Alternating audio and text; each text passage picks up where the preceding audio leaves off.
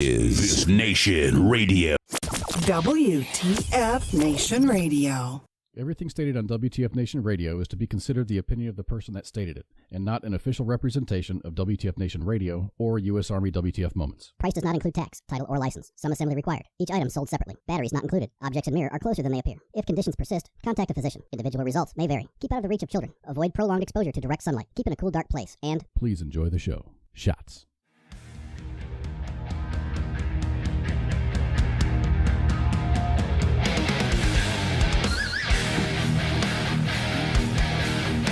Oh, what's going on, everybody? Oh, there we go. Gotta turn that down, man. It's a little bit loud. What's going on, everybody? Welcome to Friday Night Freedom. My name is KOZ, and up there's Pooky. And you have come upon Friday Night Freedom. We are the WTF Nation Radio. We're the voice for U.S. Army WTF Moments, and we're happy to be here on this awesome Friday. Dude, we haven't hit 100 degrees yet, but man, we're getting close. Ooh-wee. Yeah, I can't. I wish it was then now. Oh gosh, yeah. It's just getting a little bit sticky. It's gonna take a little bit of time to acclimate, I guess. It's been freaking just humid and hot. We're supposed to get some rain tomorrow and then on through the week. Of course, we're gonna have rain, because I'm having the siding replaced on my house, and my time frame for having this work done is going to be Monday. I got two guys for 4 days, so Monday through Thursday. They're supposed to start first thing Monday morning. So Monday's not going to be a bad day, but we're supposed to have storms Tuesday, Wednesday, Thursday. So I think I'm going to call them up and say, let's push this off until when we're not getting rain. It is moist outside. Ooh, yes, Carol, moist. I am in north central Texas. We're the staff here at WTF Nation Radio. We're located all over the place, man. We got East Coast folks, mountain folks, West Coast folks. We're everywhere. But I'm glad that you're here.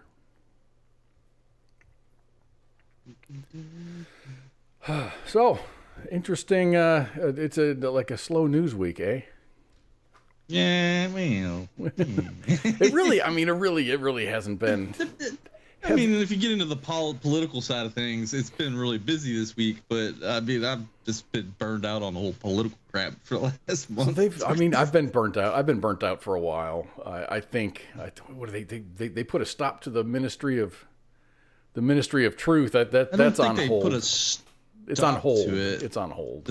The person they elected for the head of that was she's crazy. Shit crazy. I watched.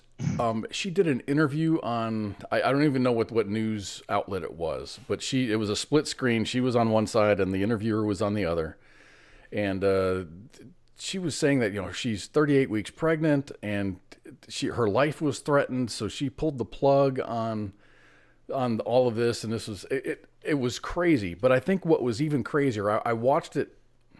I listened to it. I clicked it, and I went and did other things, and I'm hearing her voice, and she's speaking, and I'm like, wow, I wonder what this looks like. So I looked at it. That's when I said, okay, this is a split screen, and she was just blinking like this. I mean, it was just crazy fast blinking. It's not like there was a dust storm. She was sitting in her living room or something. And then I went and watched it a third time, and I counted the amount of times that she blinked. The interview was like 2 minutes and 19 seconds long. It was 2 minutes. It was a 2-minute clip, and she blinked. From what I saw, she blinked 200 and something times, and I probably lost count because some of her blinks were so fast. And some of them were like really long, and then she would just go back at it again. It was really off-putting. So I think I got a pretty accurate count of like 230 something blinks in a 2-minute video, and of the 2 minutes that she was on the air, there was probably 20 seconds or so of it, or 30 seconds of it, where they were just showing graphics and not her. So she was blinking more than one time per second. Well, more than one time per second. My little sister does that when you get her flustered, or her brain starts going into overdrive. I mean, she's got a PhD, but she'll start to go just like, what is wrong with you? I'm like, so anyway, I guess that's on hold. It's not gone. I think they're trying to figure out the constitutionality of having something like that, and it really colliding with a First Amendment, please. Free speech. Yeah. Yeah, that's what this is a First Amendment police. Yeah. Well, I mean, you're allowed to say whatever you want to as long as we agree with what you say. as long as we don't. Yeah, as long as it's whatever they agree with. Yeah, but we all know, second. It doesn't keep them from attacking the Second Amendment at every chance that they've got.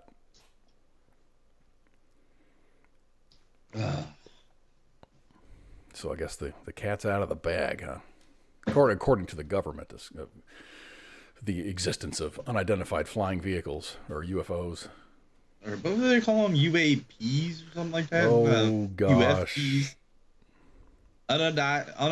UAPs, unidentified aerial phenomena. Yeah, that's what it is, yeah. So, yeah, they came out, declassified a bunch of stuff. I don't know if they didn't even scratch the surface on that. Because the thing is, now all of these conspiratorial shows that have the guy, it was the aliens, that guy, and just talking about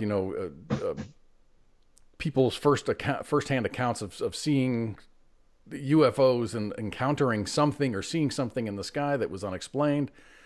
Now there's something there. There's something to that. They're not crazy folks that live in a trailer park in Nebraska. This stuff happening everywhere.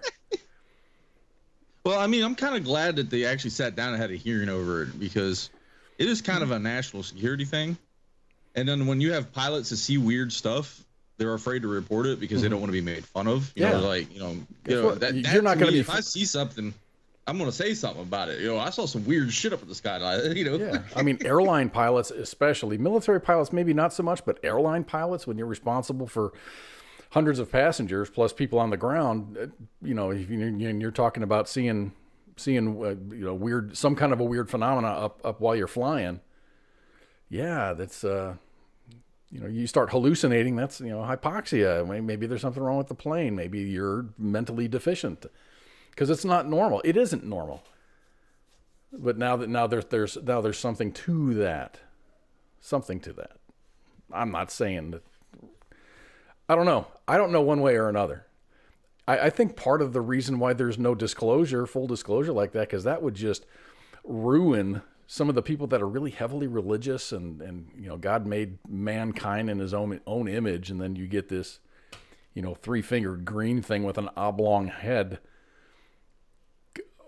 appearing, and it kind of throws things, and it just throws everything into some kind of a crazy spiral.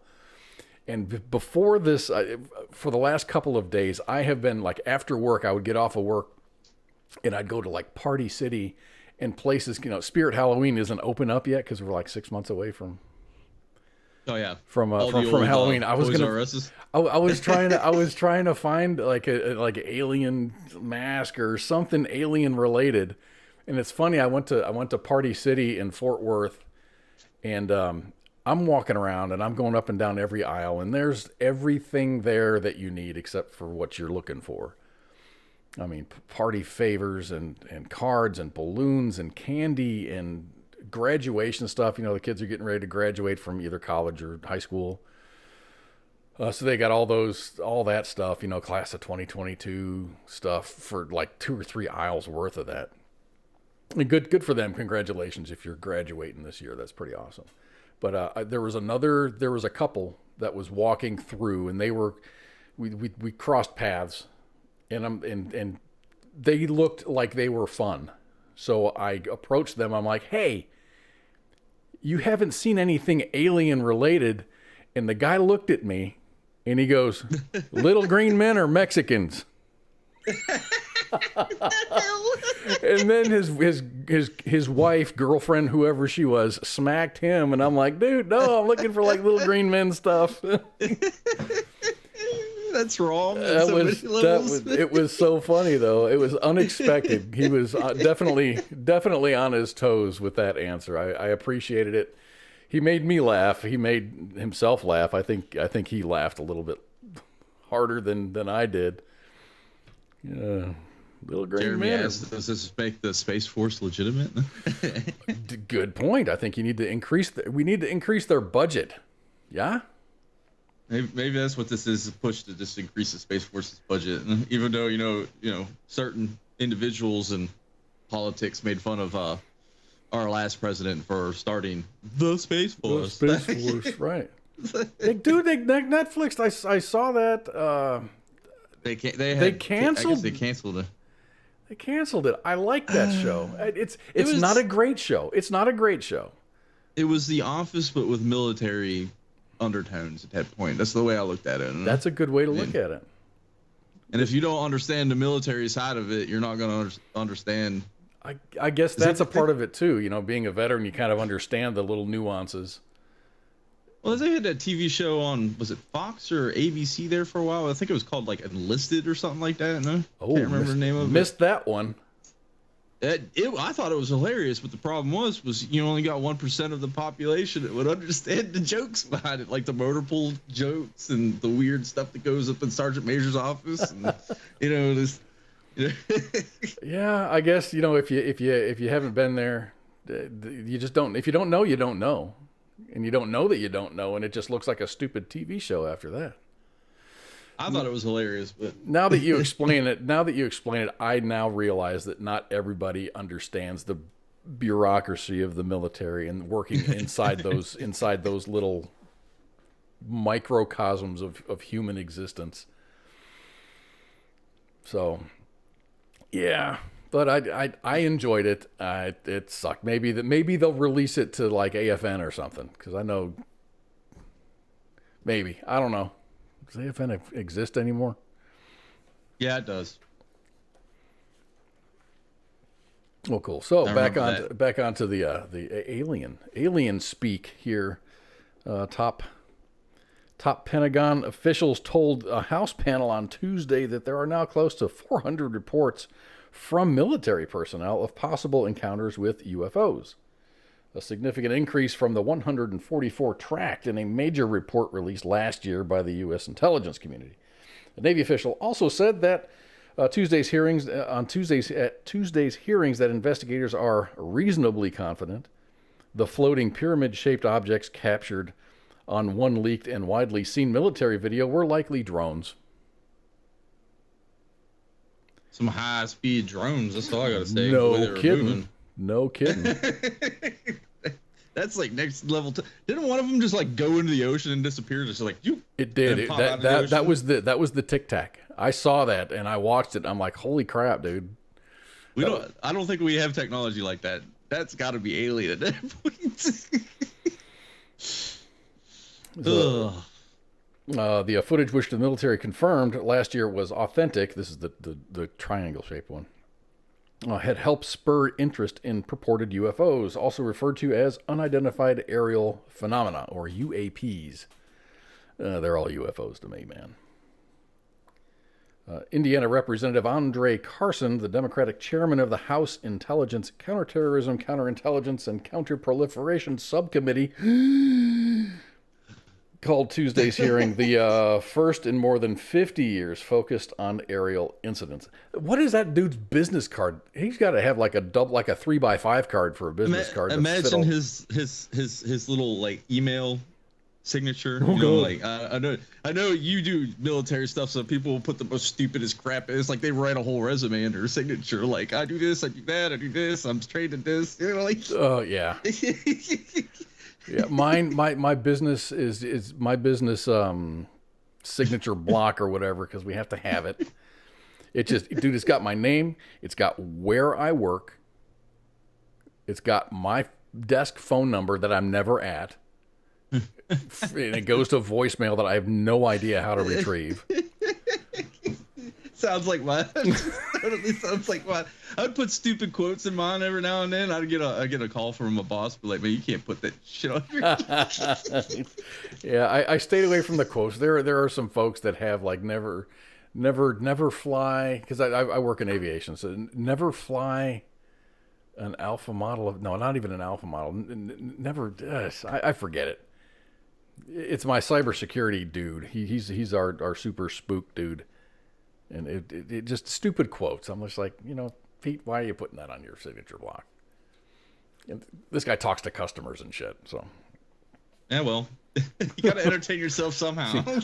I don't talk to customers, so I just don't. I just don't. My boss gets on me. He's just like, "Didn't you get that email?" I'm like, "Dude, I turn on my laptop maybe at the end of the day to put my time in. That's it." I used to like to do the reply all. I was that asshole.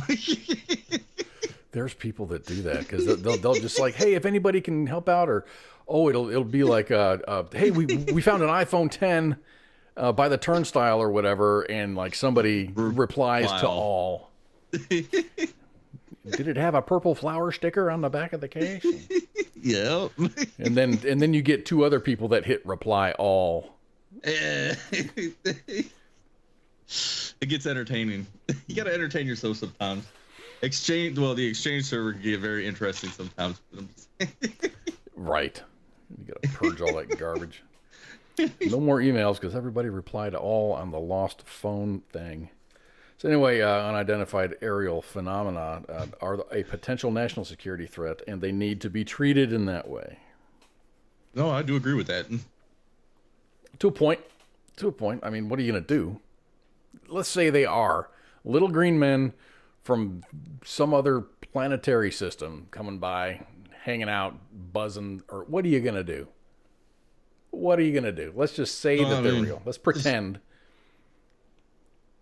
and just say they're real. What are you going to do? Fire There's missiles not at much them? of a week. I mean, if you shoot them down, next thing you know, you start an intergalactic war, and we're not ready for that. I'm telling you what they're doing is what's that safari tourism?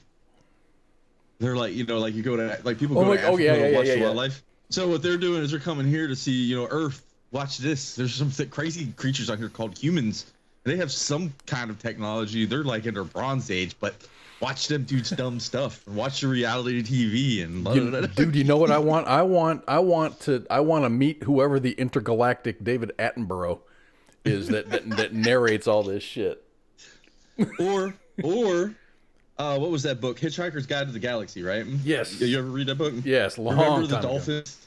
Yes. The dolphins left first because they knew maybe the aliens are not coming to see humans, but they're going into the water to speak with dolphins because the dolphins are far more intelligent than we are. That's very believable. Just saying. All we got to do is crash in Mexico, walk across the border. Then they would actually be a legitimate illegal alien.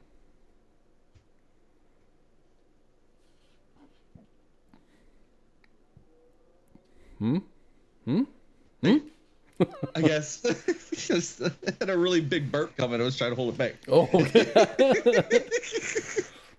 So Carson said, for too long, the stigma associated with I'm going to say UAPs, has gotten in the way of good intelligence analysis. Pilots avoiding reporting were laughed at when they did. See, exactly what I was saying. Yeah, I think it needs. If you see something, say something. No, I mean, I'm not sure. I saw some really weird crap in the sky when I was flying. A F-18 pilot. I saw some really weird crap in the sky. Review my footage because. Well, the good thing, record pretty much everything now. The good thing about military airplanes is they record pretty much everything. I don't know if commercial airlines do that, like a forward-looking type of camera, or like a pilot's eye view. There might be something in there as far as the Vader, which is the Vader's a little a flight data recorder. basically is what it is. The black box. The black box, which is Yeah. bright ass orange, but it's the black box. But usually when you find it, it's black. You know what? I used to repair. I was an avionics special equipment repairer, so I would repair and functional test all of the flight data recorders that we'd have on the airplanes, on the helicopters that we had, and these things were huge. These were, very large pieces of equipment, and now they call them VADRs, VADR, voice and data recorder, and they're super small. They're smaller than a 6-pack of beer. Oh well, that's technology. What's it? There's a proper term for it, but technology gets smaller over time. I mean, like Moore's law, everything. Yeah. The thing is now with the Vaders becoming smaller, they're going to be harder to find. I mean, they still got that pinger on that, but yeah, I figured they'd have like better, I guess ping technology on it or whatever the proper term for it is. It's the same. It looks the same. The box has gotten smaller, but the pinger stays the same size, and it's water activated. If it gets wet, it starts going off. So if I threw a bottle of water on it by accident, it would start pinging.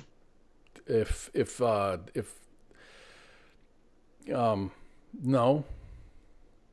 If you submerge it in water, it would. Okay. If you just splash it with water, it's not gonna, because you're gonna have a point on the, let's say the left side and a point on the right side. Once those 2 points are connected for a period of time, that would indicate that the box is submerged. Anyway, that's. Oh, Carol, trust me, I totally believe that there's aliens coming and visiting us, but it's not for nefarious purposes, I don't think. Maybe they're just sitting here waiting for us to blow ourselves up for entertainment. I don't really know at that point, but I mean, and you see the memes out there just going, no, we ain't stopping. It's like the fucking trailer park of the galaxy. We're not stopping there. That's a bad part. That's a bad part of town. Bad part of town. But, yeah, I saw a funny meme one time. It was like humans on Earth, and Earth was like, "Oh, I'm sick." It's like, "What's wrong with you?" "Oh, I've got a case of the humans," and the moon was like, "Oh, I'm so sorry." And all of a sudden, you see this little thing pop up and land on the moon. "Oh no, I got humans too! Run, Mars is contagious!" We died laughing at that point. But who's gonna believe a regular Joe? No. Yeah, I kind of get what you're putting down there, Carol. Yeah, Carol, that video, you can see it. It's on YouTube. You can see it. It's like that entire flight from almost start to finish. They had a huge, I think it was a Senate hearing over this last year. They actually sat some of these pilots down in front of, I don't know if it was like a national security committee or something. I think it was a closed briefing or a closed inquiry. But I mean, it's like they were like, "This is real." We're not making this up, but we don't know what the heck these things are. Yeah. I mean, and that's what you do. You just sit down and you go, I saw something. Here's the video. I have no idea what it is. Yeah, most of the time, they say they like. I got a little bit into this. I think it was, I don't know if it was Joe Rogan or someone I was listening to. They were talking about it, but it's like, some of these they have data on, right? They're like, okay, we have the data. We can explain this, right? There's some that they have data on, however, that they can't explain. Looking at the data, they're like, we can't explain this shit. No? Oh, and I just remembered there was a guy. What the hell is his name? I forget what his Barker. Barker, is that his last name? From Blink 182. He pretty much headed up this. Him and a couple of intelligence people, and just kind of got together and got some funding and. It's not MUFON. It's it's just something else, man. I just remembered that existed, and I can't. Travis Barker. Travis Barker. Yeah, I'm looking it up. I'm trying to figure out anything about UFOs. So while you're looking that up, we're going to talk about service members. 3 former cavalrymen revealed their encounter with a UFO in the Middle East. On a U.S. military base in 2014. in Egypt. I want to say Sinai. And they had complained that they had no official way to report the strange sighting. Now the 3 veterans are speaking exclusively to European media outlets, and in a rare on-record interview, said a whole bunch of stuff.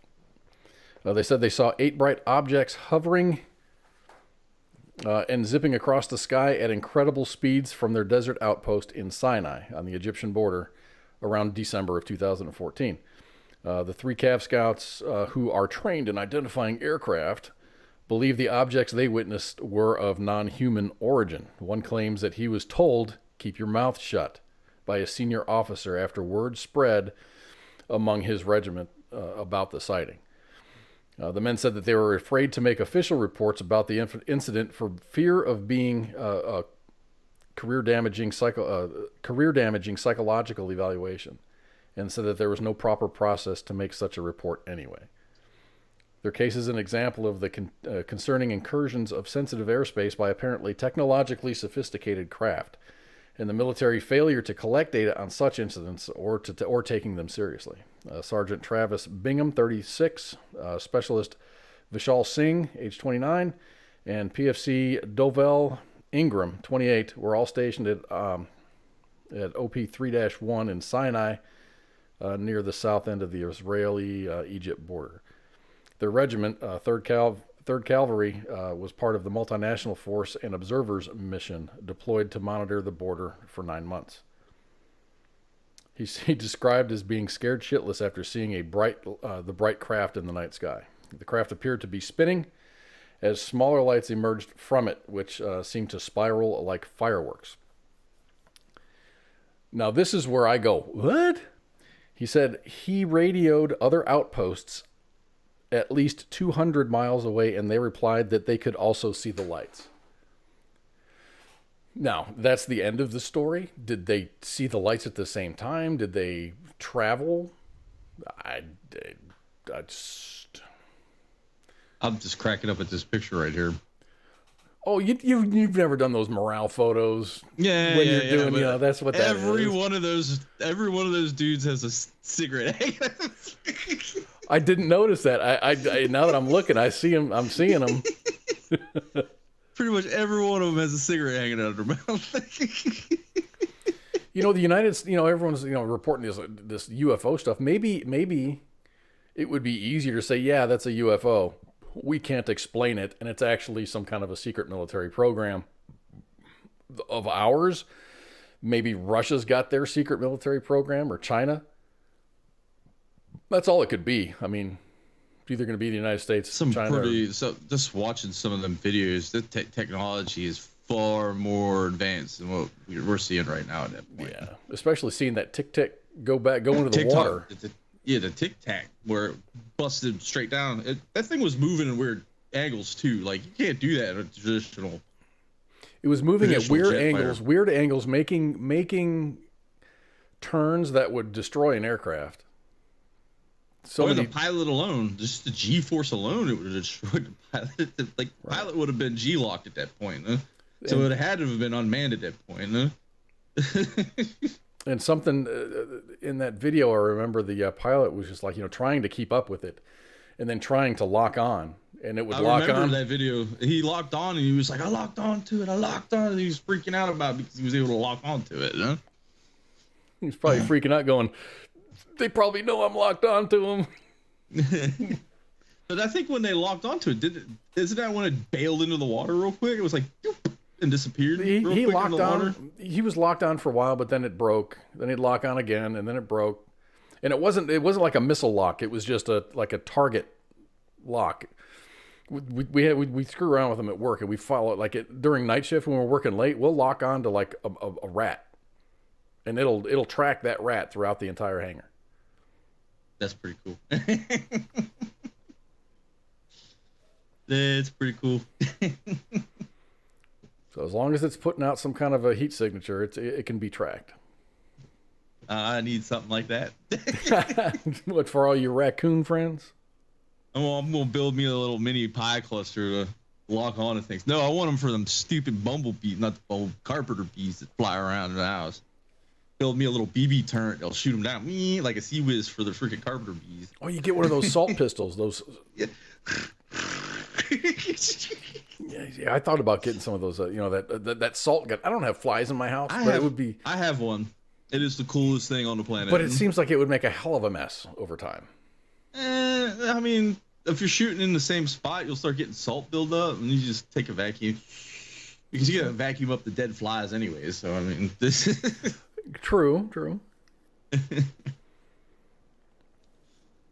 But yeah, for them stupid carpenter bees that are chewing my dick to hell and back, man, I wouldn't mind having me something that can track onto them and follow them around. And is that what they're doing? I'm like, they're bees, man. Don't kill the bees. They're not honeybees. They're carpenter bees. They tear stuff up. Yeah, they're like flying termites at this point. People are like, oh, they're good pollinators. Don't hurt them. I'm like, no, they're tearing my fucking deck up, and I don't want my deck falling apart. So they can go out into the woods and mind their own business and stay the hell away from my deck. Eat a tree. Go eat a tree. That's wood. not my deck. Lumber's not cheap. So remember I said I was doing that bathroom reno? I took down one of the walls to expose the studs, and it was all chewed up. Mm-hmm. What was it? Termites or ants? It was ants. Carpenter ants. Yeah. Carpenter ants. So he said, "Don't worry about it. It's it's definitely not an active infestation." But I found over on the opposite wall of my other bathroom, when I was doing my demo in the room that I'm sitting in right now, I took off the molding and there was black dirt on the ground. So so I sucked it up, and then for some reason I banged the wall, and then a bunch of more dirt came down. So I'm thinking that when I do the reno on the other bathroom, there's going to be a lot of wood that I got to replace. There was a lot.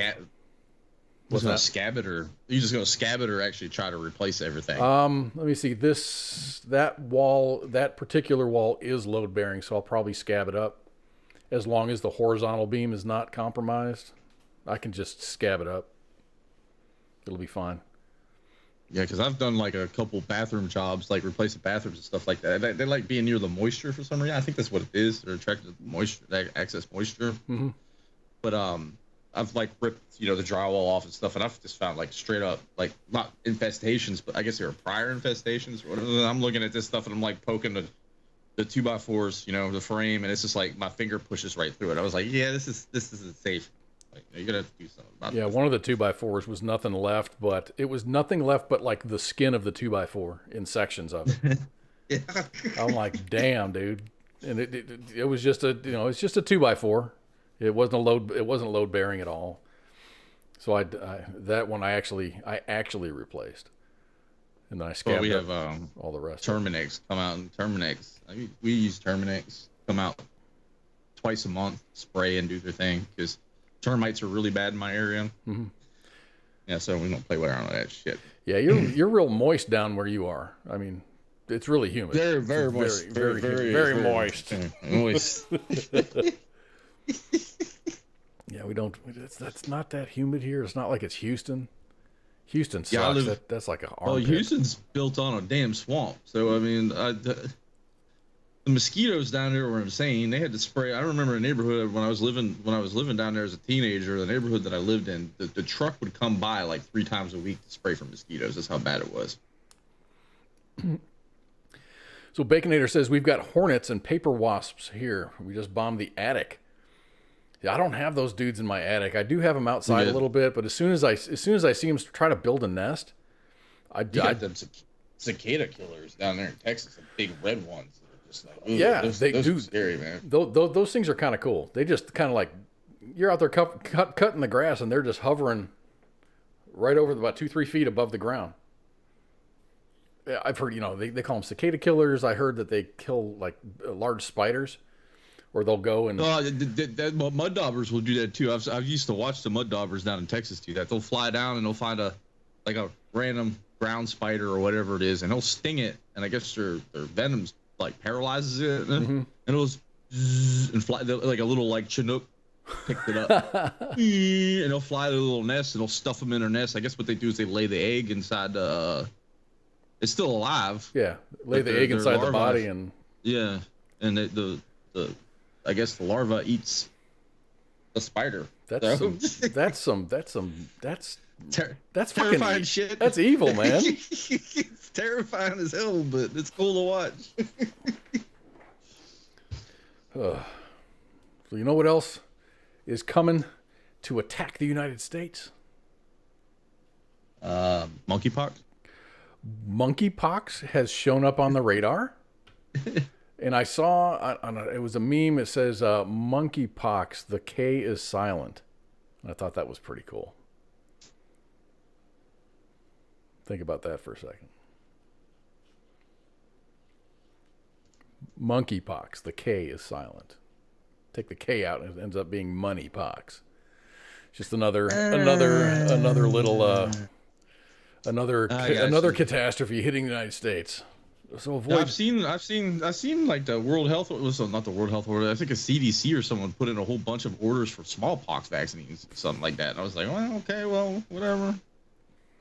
That monkeypox. The thing is that monkeypox, ever since COVID kicked off, there were reports. I've seen a lot of monkeypox reports. Yeah, COVID. but it's just like, 7 or 10 cases here, a couple cases there. Everybody who got it ended up they were down in Brazil or they were in Nigeria or somewhere else. If you're gonna go overseas, get vaccinated, Right. please. Please, yes. This would be over and done. This wouldn't be news. See, I get called an anti-vaxxer, but I just said get freaking vaccinated. Yeah, dude. It's like if you're going to Korea, make sure you get all of your shots. You gotta make sure you have your yellow fever or dengue or whatever it is, all them weird shots. Make sure you're up to date on all that crap, man. Yeah, when I went to Iraq, I was in northern Iraq, and they gave us the malaria pills. I'm like, are you fucking kidding me? This is a desert. But sure enough, in the springtime, right before it starts getting warm, dude, the mosquitoes out there are no joke, man. Mm-hmm. Yeah, we were up at near Mosul. Oh, you were even further north. I was in Kirkuk. Yeah, Mosul. I mean, they were doing that too, like malaria pills everywhere, man. It was just nuts. But They're like, yeah, we're not going to give you like a 30-day supply. We're just going to give you 800 tablets. Take 2 a day. I'm like, oh god. But that was crazy up there. I mean, what was another one I got that was really weird? I think it was yellow fever or dengue or something that I got I didn't get that vaccine until I actually had gone into Baghdad, and they were like, hey, you need this. It was something crazy that was just rampant in that area. Mm-hmm. But yeah, I had shots for days. I probably had more vaccines than any American has ever had. So you can. And that's why you're as healthy as you are. Yeah, or as crazy as I am, one of the two. So no, we got and this happens every year too. This isn't a new thing. It's that Saharan dust. Saharan dust is going to be making its descent on the United States this weekend, allegedly. Look at that. My mom was telling me about this. My mom was telling me about this morning, and my mom's like slightly verbal dyslexic, so she kept saying Sierra dust. There's a Sierra dust storm. And I'm thinking Sierra, like I'm thinking California, like Sierra Nevada. And Sierra Nevada. Yeah, I'm like, she's like, yeah, it's coming over the Atlantic. And I was like, it's going the wrong way. And I'm like, my brain's doing the freaking, like the weird math gif or whatever it is, where it's just like, like I'm trying to figure out what she's saying. She's like, I was like, you mean Sahara Desert? She was like, oh yeah, that's what I meant. I was like, she had me confused for like 10 minutes. I'm sitting there, she's talking about it. That's what I meant. It doesn't make sense. So yeah, the Saharan dust cloud is headed for the United States this weekend. It's going to happen this weekend, folks. The dust cloud's traveling slowly across the Atlantic Ocean and should hit the southeast Texas by Sunday morning. Dust clouds can, at times, become quite massive. A 2020 dust storm was nicknamed Godzilla, named after you, because it was so big that astronauts on the ISS could see it. Most of the dust particles will stay suspended thousands of feet above the ground, giving the sky a grayish tint. There are also health issues that may occur because of the storm. Once the dust is inhaled, it can irritate a person's airways and cause respiratory issues, especially if that person suffers from an underlying airway or bronchial disease such as asthma or COPD. The dust cloud is also famous for creating some of the most beautiful sunrises and sunsets as light bounces off the dust particles. So you can look. Go ahead. No, I read somewhere that these dust clouds happen every year. They're actually really good for the rainforests and the tropical regions. Like if you look at that map that you got up right now, they pass over some of the most tropical rainforest areas. Just because of the silica, I guess, or nutrients. There's like nutrients inside because when they hit the rainforest, it rains all the time. So apparently, I guess these particles get caught by the rain molecule. The molecules get caught by the rain droplets. Is what I'm trying to say, and they hit down and they hit the soil and they act as like a weird fertilizer. So something just weird. I don't know. I read that. I don't know if it's real or not, but you can't trust 99% of the shit you read on the internet anyways. Hey, if it's on the internet, it's true. It must be true, right? It must be true. Why would they bother putting forth the effort to put it on the internet if it wasn't true? I mean, it makes sense though, because you're looking at this map and look where the majority of this dust is going over, and this is some of the really. I mean, Florida's pretty tropical. The Keys, you got Cuba, Dominican Republic. All these little island places. They have, like, Puerto Rico has the freaking rainforest. So I think Puerto Rico's on there somewhere. I don't know where Puerto Rico's at. I think that's Puerto Rico up there in that dot. If you look where, let me see. If you go due east from North Carolina, that's Bermuda. Is that Bermuda? Mm-hmm. Puerto Rico is, I believe, east of Miami. Dominican Republic. That makes sense. Thank you for tuning in to WTF Nation Radio, episode for the geographically challenged. My name is KOZ, and up there is Pooky. I love maps. There's a reason why I love maps, because I can't remember shit. So you mentioned Puerto Rico. I saw something on Twitter. Because Twitter is like that's where you get your news, either Twitter or TikTok. TikTok. I guess most of the time I see something on TikTok, I'm like, nah, I don't believe it, and I go and look, I'm like, okay, I guess that's true. Or there's so much. I mean, there's so much satire out there, that just has enough truth in there to make it believable, and even the fact checkers go, huh? Some of the facts are there, but not all of them. But anyway, I read that AOC has gotten engaged. Alexandria Ocasio-Cortez. Her little. Never mind. I won't even say that. I won't say that. But good for her. It's good for her. Yeah. But she's been really, really, really, really silent over the last few weeks. Maybe I stopped following her. I forget. I don't know. I mean, every now and then she'll have her golden moment where she says something. That's the only reason I started. That's the only reason. Yeah, she got one brain cell in there that's half decent working. Like oh my god, some of the stuff she says, I'm just like. I mean, she has some good points, but most of her points are not that good. I mean, she had really good points, like, if you're in charge of making laws in the United States, you don't need to be actively trading in the stock market. That's genius. That's genius. She didn't come up with it. I was like, she did. She's not the first. But when she said that, I was like, holy, keep preaching, girl. Keep preaching at that point. I agree with you on that one. Yeah, but then she comes out again and says something like, cow farts cause, global warming and shit. Then you're like, okay, we're back down to zero, Alex. Let's build it back up again.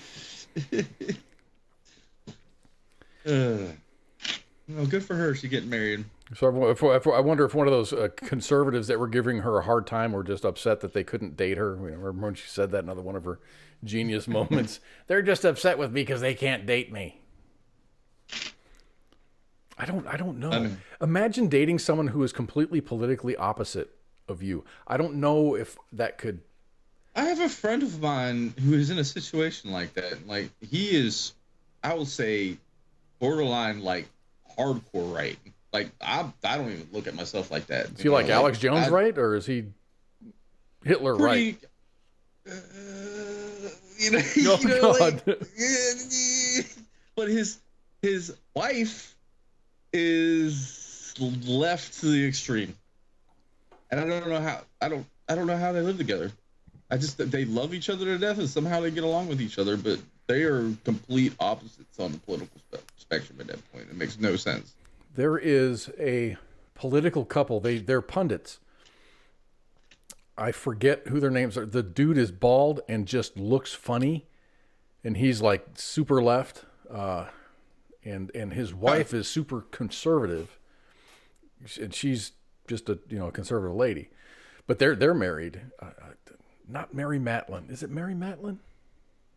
I mean, that's got to be some like weird kink. I don't like to kink shame, but that's got to be like some weird kink. Like, oh, my politician did it better than yours. Like that's the only thing I can like wrap my brain around on it. Because I mean, like I said, my friend and his wife. You really make it together. You make it work. I mean, you make it work. I just don't understand that. Yeah, I don't understand. Yeah. Because that's all. If you're having a political conversation, like whenever I go and visit my parents, every conversation usually, I'd say 90% of the time turns political, for one reason or another. But it's fine when I'm with my parents, because I'm right leaning. They're very right leaning. But then they kind of look at me funny, like, "Oh, we raised you wrong," when I tell them that I think that marijuana should be legalized recreationally. Or gay marriage is okay. So you're more of a libertarian than you really are like. I think so. I think I am, but I don't think I would ever vote for a libertarian just because they're. I think most of them are weak. I think they're pussies. I think for the 90% of them, they're just pussies. They don't have the wherewithal, the intestinal fortitude to actually protect the United States.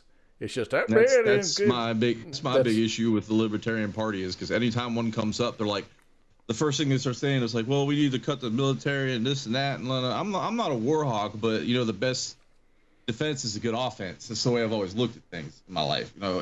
If someone is scared to smack you with the stick, they're never going to smack you with the stick. So that's just it's an intimidation thing. Yeah. But I don't know. We're totally off topic here for what we were talking about. Were we really though? Oh yeah, no. Well, yeah, we were. But it kind of. I'm using that because if you look at a libertarian candidate, a lot of times they're just like, I'm going to legalize marijuana. That's like and that'll get people's attention, especially now. I like my favorite running platform that they have is like I want to abolish like the ATF. I agree with that. Don't need that. The whole let's get rid of the IRS. I'm good with that. Some of their tax schemes make absolutely no sense to me. Like, oh, we could go into contracts and stuff like that. I was like, I'm a taxation and theft kind of the guy, but Damn it, you're gonna make me fucking do it. Right before the show, I'm like, oh, I don't need that graphic. And then sure as shit, Pookie brings up taxation is theft, and I got rid of my. I had to say it one night. I got to say it at least once a show. Taxation is theft, but I mean, you gotta help. We all got to get together and help at one point. That's just my thing. I'm just gonna leave that up there. So, I mean, the method that they collect So taxes right now is get rid of the IRS and then replace it with what? A consumption tax. That'd be the best way to do it. Huh? A consumption tax, and that's going to be enough to pay the defense budget, or do you want to trim the defense budget? You said you didn't. Well, here's the thing. We have a spending problem in our. We absolutely do. We don't have a taxation problem at all. It's a spending problem. It's a spending problem. So if they were like, okay, let's get rid of their credit cards. The first thing you do when you go into debt and you can't pay your credit cards, what do the credit companies do? They cut you off. They pull all your. You're done at that point. Yeah. And I mean, at this point, they're sending $40 billion to Ukraine, or they tried to send $28 million to the FDA to help with a problem that the FDA caused in the first place. They're they're just throwing money around, and it's not their money. That's the problem. Right. It's my money. It's your money. Yeah. It's Michael Salyer's money. It's John Wytrack's money. It's James Davis's money. It was at one point Epstein's money until he didn't kill himself. So I don't have an Epstein. I don't have the Epstein meme in here. Damn it! Oh, I'm gonna have to keep all of these like on call here.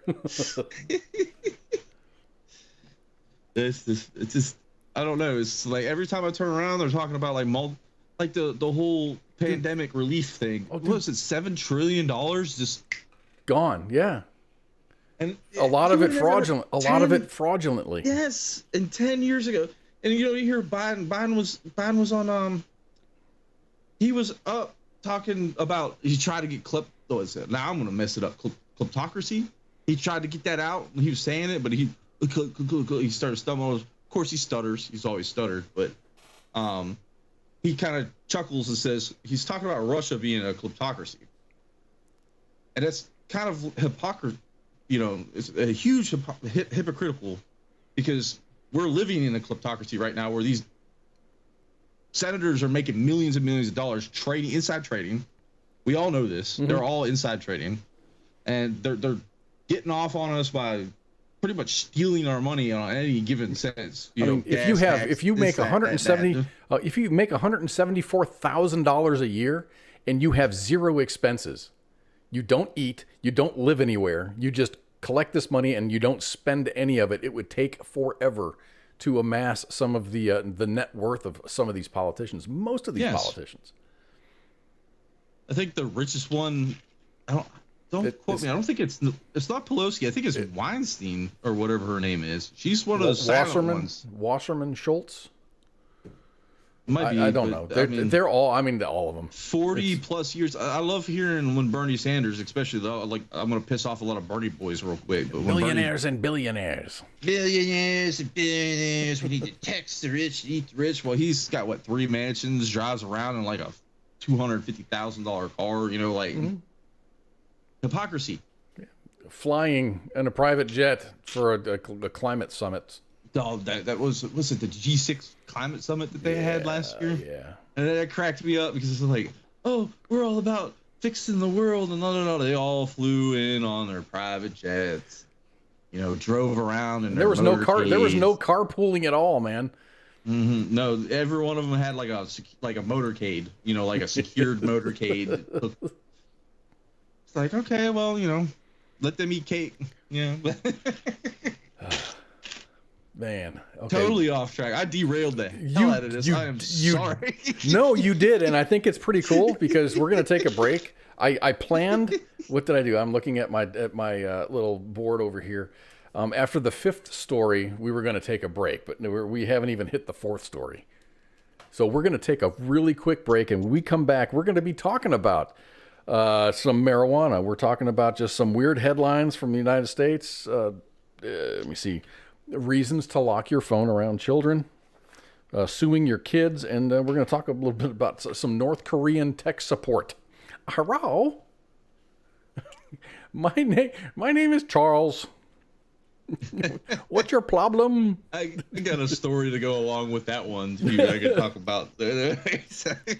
So okay, we're gonna take a super quick break, and we're gonna be back in just a couple of minutes.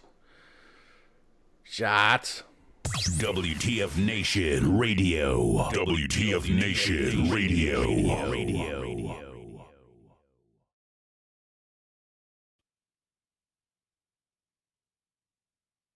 WTF Nation Radio.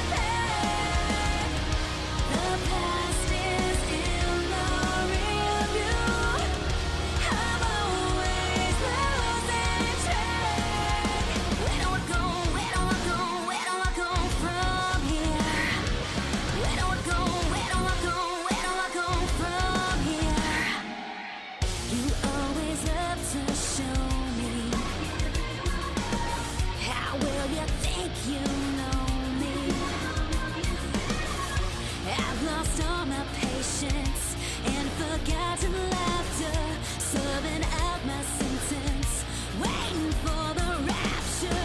Nothing good will come, 'cause our poison word is pure. Just a nobody who will never find a cure.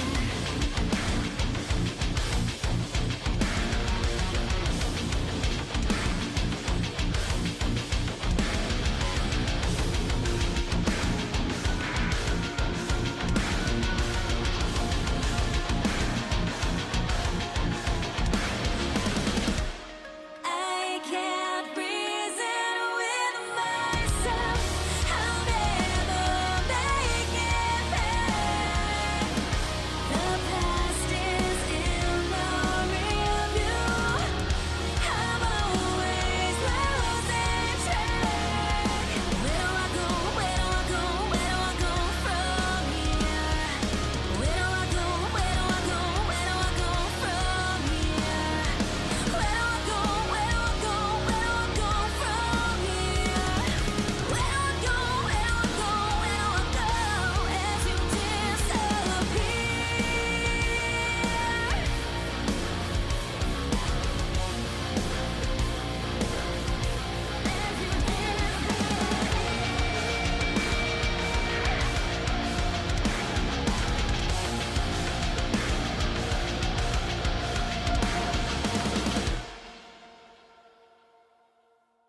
This is WTF Nation Radio.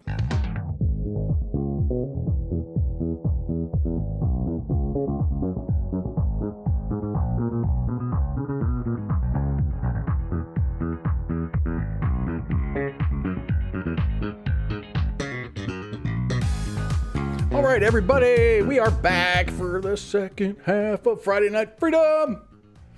That first hour just kind of got away from us a little bit. You got me on a rant. It's totally cool. It seemed. I was just telling Pookie during the break that it seems like this, the taxation and just politics in general, just kind of it polarizes people, but I think it gets people talking. And a comment in the chat was term limits. It was like, we need term limits. I'm with you, man. I'm with you. I think a fair term limit would be like 2 terms in whatever. 2 terms as a senator, 2 terms as a congressperson. It works for president. 2 terms as a president, that works. And even local municipalities, state-run representation. It should. I don't care how good your person is. I don't care how good they are. I mean, we constantly need fresh blood, fresh ideas. We got 70-year-olds running our country, and I live with a 70-year-old, and I'm just like, we have people that have been in office longer than, I don't want to say I've been alive, but I mean, some of these people were senators during the whole Jim Crow shit. Yeah, like 40 years. I think 40. I'm not sure who the longest serving politician is right now, but man, I mean, look at Strom Thurmond. He was there for at least 1,000 years. Wasn't he a South Carolina guy? I think he's like they would wake him up to vote, and he would just be asleep the whole time. They'd shake him so he could hit yes or no. No, I heard a really good. Everyone says term limits and stuff like that, and I heard another really good idea is that representatives of the state, when they go up to the federal level, can only earn what the median household income of their state is. So if it's like $50,000 that's the max that they can make a year. Fair enough. I was like, that's legit, because that kind of puts them into the kind of like, hey, I gotta work on trying to get the economy going good so I can, incentive kind of thing. What I would also like to see is if you're a lawmaker, you need to be subject to the laws that you pass. I mean, that's like with the whole Affordable Health Care Act thing. Yeah. They were exempt from. They exempted themselves from that. And I was exactly. Like, wait. They did exempt themselves for that, and that's ridiculous. Laws for thee, not for me, and everyone's kind of heard that before. I was about to say, you took it right out of my mouth at that point. Huh? You got a Four Loko there? Oh yeah. I've never had one. Maybe I should have one next week. I only drink them on the weekends because what do they do to you? I've heard bad things. Well, it's ever since they used to have caffeine in them, and they would make you do stupid crap when they had caffeine in them. Because you'd be a caffeinated, intoxicated person.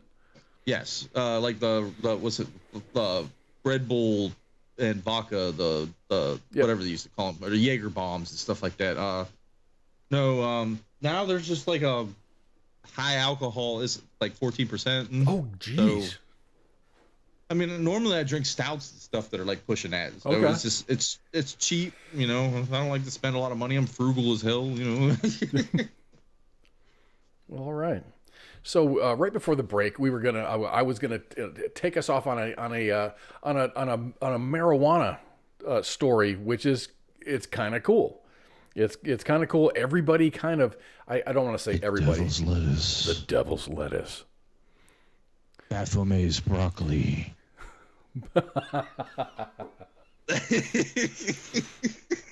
But it was this is like a blurb of a story that showed up. I forgot where I got it from, but it's like, hey, you remember all that bad shit that marijuana was supposed to do? It hasn't done it, and that's basically what the story is. So it's not going to make me furiously play jazz music on a piano and then run out of a 10-story building window and kill myself? Well, the jazz music probably, or maybe, but the jumping off of a building, no. So you get that reference. Please tell me you get that. So marijuana used to be legal for most of human history until the early 20th century. In the United States, cannabis was made illegal across the country once the Marijuana Tax Act of 1937 was adopted by Congress. Thank you, politicians. Taxes. To this day, cannabis is still illegal at the federal level, but most U.S. states, this is a true statement, most U.S. states, because I think they're up to 22? 22 is less than 25, obviously. Those states have legalized the use and sale of medical marijuana, and around half of those states, about 12 or 15 or so, went all the way to legalized recreational. Real world data from legalization states disputes long-standing claims that cannabis is some sort of gateway substance. In fact, in many instances, cannabis regulation is associated with the decreased use of other substances, including many prescription medications. In a recent study, scientists at the University of Washington assessed the trends in the use of alcohol, nicotine, and non-prescription pain medication in Washington state following cannabis legalization. The study involved 12,500 young adults between the ages of 18 and 25. According to the results, the prevalence of alcohol use within the previous 30 days, heavy episodic drinking, cigarette use, and past year pain reliever misuse had all decreased because they were dosing with marijuana as opposed to taking some kind of a medication or binge drinking or smoking cigarettes. They did say later in the article that vaping increased. The vaping increased, but they couldn't correlate that because of marijuana use. They said vaping's been kind of on the rise anyway with that age group. So basically they're saying, what was that? And maybe this predates you, but we had blood on America's highways. They were talking about drinking and driving, but then they would also switch over to marijuana. And it's like, you're going to turn into Satan himself. Or this is your brain on drugs, or marijuana or whatever. They show Abe frying, and that's this is your Reagan. brain, and this is your brain on drugs. I agree that probably with something like cocaine, methamphetamine, heroin, yeah, that's probably really super bad for you. But I don't think, this is my personal opinion, I am not a doctor, that smoking marijuana or having some edibles every once in a while is not. I will say the edibles is probably the safest option. I don't even like to smoke it. I'll eat a cookie. I'll tell you that. I'll be happy. I'll be feeling like Gandalf the Grey in another universe at that point. The first time the first time I took, and I was traveling from here from Texas to Montana. Stopped off in Colorado. I was in Fort Collins. I'm like, dude, this shit's legal here. So I went to a dispensary. I got one package of edibles. Cause I said, yeah, can I get one of those? And they're like, just one? I'm like, yeah, dude, it's just one. I'm good. And it was like low dosage even. And I ate two. and then Jay Rady's show came on. When Jay Rady was still doing shows, I think it was like at the Tuesday. It wasn't Tied Up Tuesday. It was What the Fuck Wednesdays. What the Fuck Wednesday or something like that. Oh, that's like Jim Beam days. Yeah, like that, huh? And he was doing a show. I can't tell you who was on it, but I can tell you right now that what I did was I bought those edibles. I ate two of them. I bought a 6-pack of beer and a bag of Bugles. I ate that entire fucking bag of Bugles during Jay Reddy's show. And, I consulted after that. I'm like, oh, no, you need to get this, because there's indica and sativa and this, that, and the other. And one of these makes you tired and makes you able to sleep. The other one just kind of makes you want to clean the house. Yeah, one will hype you up and one will slow you down. So anyway, all the bad news about marijuana is a gateway drug. Not really. I don't think kids ought to be smoking it. The whole thing behind it. I think you ought to be an adult. Make an adult decision. Like to buy a 6-pack of beer, you got to be 21 years old, right? Mm-hmm. Buy a pack of smokes now, you got to be 21 years old. So no kidding. Another thing too. James, I had nothing to dip my Bugles in. It was just straight Bugles and ketchup. Straight Bugles. I don't know, dude. I've done Bugles and Ranch. I've done Bugles and Ranch before. That's completely sober. Bugles and Ranch is really delicious. Ketchup. You know what would be really good? That Whataburger fancy spicy ketchup. That would probably be good with Bugles. That is such a deceptive label. What, the fancy ketchup? No, yeah, the spicy ketchup, the black label ketchup from Whataburger. That's not spicy. It's the best ketchup on the planet. It's good. It's good. It is good, but it's not spicy. No, they ought to just put. They ought to just put. This is better than the other ketchup. Good ketchup. Good ketchup. Not spicy. All y'all who don't know about Whataburger is the best burger joint on the planet. I have some people disagree with me on that, but I don't know. I like a good burger. I will eat In-N-Out. Sometimes in the mood. I'm in the mood for In-N-Out. Sometimes I'm in the mood for Whataburger. But I have to get the Monterey Melt at Whataburger. I have never had another burger that I like better than the Monterey Melt. Their jalapeno. Their jalapeno. It's kind of like that. The Monterey Melt is like that. It's got peppers on it. It's got slices of jalapeno with other. Or they do their like seasonal burgers or sandwiches or whatever it is. Every now and then they'll have that buttermilk chicken finger. Ranch chicken finger sandwich. Those are good. Those are good with the barbecue sauce on it. Yeah. Yes. That's fucking legit right there. So here's a crazy story. Anybody out in at the Atlanta area? I know we have some listeners in Georgia. I don't know how many of them are in the Atlanta area, but this story. Did something happen to the giant chicken? Nothing happened to the giant chicken. The giant chicken is, to my knowledge, the giant chicken is still safe. I was worried a little bit. We're talking about gun violence here. Gun violence. Wow. About 200 yards from a shooting investigation at a Taco Bell, gunfire rang out at another fast food restaurant before dawn this last Wednesday. This all went down on the west side of Atlanta. The shooting at a McDonald's on Fulton was not related to the shooting at the Taco Bell on Fulton, which occurred hours earlier, and 2 injured teenagers were taken to the hospital. Investigators were still collecting evidence at the Taco Bell scene when shots were fired at the McDonald's at 3:15 a.m. They just said, which is open 24 hours. Well, I don't know. All of our restaurants are open 24 hours. And plus, they're in Atlanta. That's a large metro area, so why wouldn't their stuff be open 24 hours? According to police, I hate Atlanta. A customer. I don't. I've had some good. I've had some good times in Atlanta. I will say that, but I just hate it. Not to disrespect anyone from Atlanta. You got a nice little town there, but What's up, James Davis? He's checking in from South Alabama. South Alabama. Roll Tide. My mom and dad were going to retire. They were traveling around, and my brother's doing the same thing. They traveling around the country, just to different places, just spending 3, 5, 7 days in a location, saying, "Would I want to retire here?" They went to Alabama, and not only did they say no, they said, "Hell, fuck no." And it's not, and it had nothing to do with the people. It had nothing to do with the coast. It had nothing to do with anything but the temperature.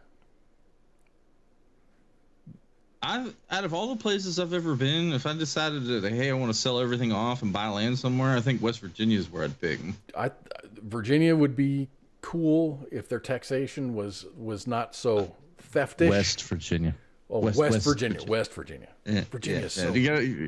Virginia's horrible. I lived there forever and knew. Virginia Don't ever move to Virginia. It's a very beautiful state. West Virginia is just as beautiful. Really. But Virginia, Commonwealth state, I mean, they just everywhere you turn, they're just, government's got the hand out. I got taxed on a yard sale sign. This is why I have such a disdain for taxation. So you're trying to sell your shit that you've already paid taxes on, and you had to probably buy a permit to have a yard sale. Yes. And they collected. Did they collect taxes off of your sales, or just you had to buy the permit? You don't. Well, I mean, some places you don't really have to. Like some counties, you don't have to. But if you have signage up, that's where they get you. So you advertise, like you're living on a back road somewhere and say, "Hey, I'm having a garage sale or something." You put that signage up. The county tax assessor will come out and they'll measure the sign. And if the sign is a certain size, they'll tax you based off the sign. Yes. So if you have like five signs, garage sale, 3 miles, just like one here, like a,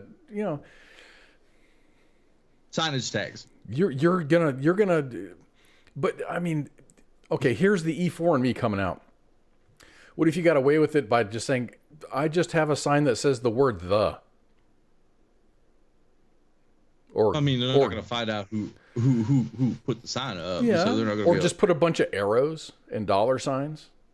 They don't say any words. They just have pictures.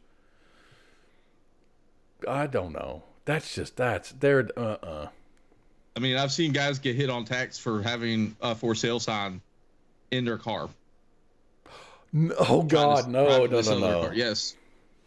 It just depends on, that is based off the county tax assessor at that point, how greedy they want to get it. Yeah, and whoever the enforcers are. And I say that because I don't know what they're called, but I guess you would call them enforcers. Yeah, tax man. So anyway, tax man. So anyway, with that, my thought on those shootings is I was wondering if the shooting at McDonald's was related to their ice cream machine being broken. Right to repair. That's all I gotta say. That'll fix all that. Right to repair. If you know anything, like there's a journalist, I can't remember what his name is. He went deep into the ice cream machine at McDonald's. Are you kidding me? Okay, and he did this specifically for the ice cream machine because they're proprietary. Yes. It's not that they're proprietary. Wendy's has the same. Wendy's uses the same company for their Frosties. It's just kind of like the way the buddy system between the McDonald's Corporation and this company was set up was like, hey, because most McDonald's aren't corporate, they're franchised. Yes. So the corporation was like, hey, let's work together and find a way to make you more money. So we'll set this thing up so it breaks all the time. You call in, I think it's like a $1,500 like instantly freaking service fee at that point. Huh? And the machine is purposely set up so like it'll just give a weird error code like unknown. So you go into the manual and it says call service technician. So after let's say 20 hours of operation, it does some weird thing or whatever it is, or it might work perfectly fine. And like good franchises that are selling these things are like, I want to keep my ice cream machine up because I want to make money. And other franchises will be like, well, this is not worth it if I have to call a service technician every 3 days and spend $1,500. So they just let their machine go into disrepair. Yep. And it's cheaper And to that's say why no. We don't. I said, yeah, we don't have ice cream at this point. Yeah. No, the ice cream machine's broken or something like that. But that's why I say right to repair is a big thing, because some dude came up with like a USB stick that you could stick in an ice cream machine and reset it and get it working. And McDonald's, I don't think it was McDonald's, but the company specifically started suing the franchises that are using it. Oh my gosh. Yes. That's because someone opened up their mouth. Well, that, or, well, especially, but I mean, you're a franchise owner and plug it in, but these service technicians do their like 6-month pop in because they have to legally, I guess. Yeah. And they see, hey, what you're using aftermarket shit. That's not allowed. You're not allowed to do that. Well, No, and it's just it's in the business of aviation. You have an aircraft that you might sell for, let's say, $5 million, a civilian aircraft. You're going to sell it for $5 million. You don't make money off of that $5 million. What you do make money on is pilot training, and then aftermarket sales, and then maintenance. So yeah. There was another something. I saw another thing. It was about it was a bitch about American Airlines, and I noticed this, and I actually signed up for the credit card. But they said American Airlines is becoming a credit card company. And when I was on the flight, right before we were landing, about 15 minutes before it was a turn off your cell phone type thing, the flight attendants were walking around with these little credit card forms. They're like, hey, you can get like 70,000 airline miles if you sign up for this American Airlines card. I've got mine with me. I think it's in the bathroom. But it was like, okay, sign up and we're going to give you all these freaking airline miles. It was like something crazy, like 60 or 70,000 airline miles. I don't carry a credit card balance. I'll spend on the credit card and then I pay it off whenever the bill comes out. I do the exact same thing. So, I get the benefits, and there's the annual fee was waived for like 2 years. It was great. But someone was like a blogger and reported that American Airlines is turning into a credit card company. They've been like that forever. But now I guess it's Lowe's does it, Best Buy does it. Everybody does it. And to have a Citibank Visa with the Lowe's brand on it, Lowe's gets a kickback. They make money off of that. The crazy thing about it is if you go to YouTube and you type in how airlines make money, airlines don't make money flying people from point A to point B. If that's all that they relied on to make money, they'd go broke in probably a couple of months. Every airline out there, there's not enough seats to charge the amount of money to pay for the maintenance on an aircraft, to pay for all the gas, to pay for all of the employees that keep that aircraft flying. With all the flight attendants and just you can't just charge $300 or $500 a seat to go from point A to point B. I don't care if you got 300 or 500 seats on there. That's not enough money to pay for an airplane to operate. So you need to have a side hustle, and that's what airlines do. A lot of their money is not made from ticket sales. It's made from their side hustles. So that was just weird. I don't even know why I got to that. So anyway, we were talking about McDonald's earlier. Yeah, So, I went into right to repair and it boiled down to that. Oh, okay, good. I'm glad you're following our train of thought here. I got to start writing it down so I can keep track. This is how crazy our train of thought is tonight.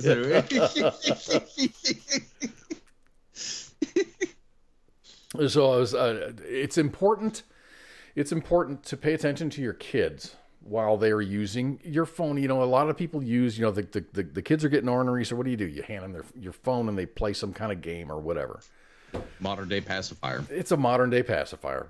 This picture's really going to make you laugh because not only does the kid have a phone, he actually has a pacifier in his face. But there's a story that goes along with this. A couple in, let me see. 1 minute, a young boy in, let me see if I got the right picture up there. One minute, a boy in Kingsville, Texas was playing on mom's phone. The next thing you know, DoorDash arrives with 31 cheeseburgers from McDonald's. According to Kingsville resident Kelsey Burkhalter Golden, her son Barrett took her phone and placed an order with DoorDash without her knowledge. She says, quote, "My son was playing with my phone. I thought he was taking pictures." After the order arrived, she looked at the DoorDash order, and the timestamp on the order matched exactly at the time that Barrett was playing with the phone. Some parents may be upset at this situation, but Golden took this opportunity to use the delivery as an opportunity to be generous. So she took to Facebook and she gave the burgers away to anyone who wanted them or needed them. And she ended up getting some responses like, "Hey, I'll be there in 2 minutes to pick up some burgers." So there's a cute picture of Barrett with his mountain of cheeseburgers. He knew exactly what he was doing. Look at him. 2 years. He knew exactly what he was doing. 2 I mean, years. he might not understand numbers, but he was like, "Man, I want a hamburger." Okay, 2 years old. I've had two daughters. Maybe daughters are easier to potty train. Kids still wearing a diaper. My kids were both out of diapers by that, and they didn't do the pacifier thing. So I can nip that in the bud quickly. But anyway, people parent the way that they parent, and that's fine. I'm not going to judge. I'm just observing.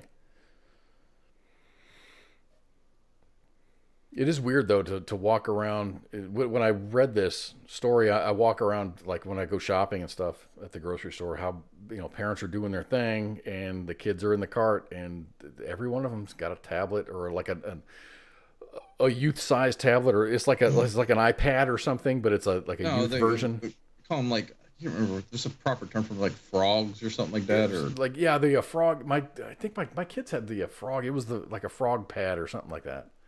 Yeah, I can't remember. But that was actually educational though. It wasn't a smart screen with you can get on the internet and shit like that. Or watch it. If you want to make money, and anyone out here, I'm not a financial advisor or anything, but I'm just gonna give you a tip.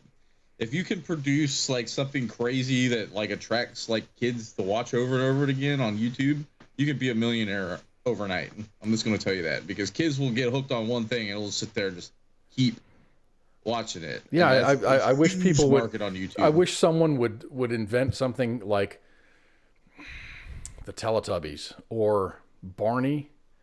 Barney was kind of predated the Teletubbies, but then Teletubbies were big with the kids. Sonic, to some point, Pokemon.